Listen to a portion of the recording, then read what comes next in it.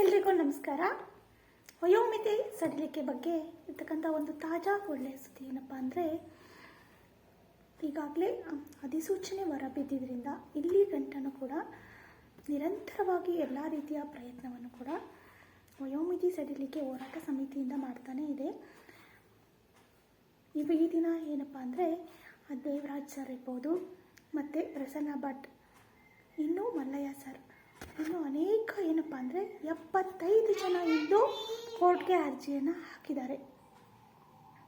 ಅವರು ಇದುವರೆಗೆ ಮನವಿ ಪತ್ರಕ್ಕೆ ಸಲ್ಲಿಸ್ಬೋದು ಅಂತ ಇದುವರೆಗೆ ಕಾದು ನೋಡಿದ್ರು.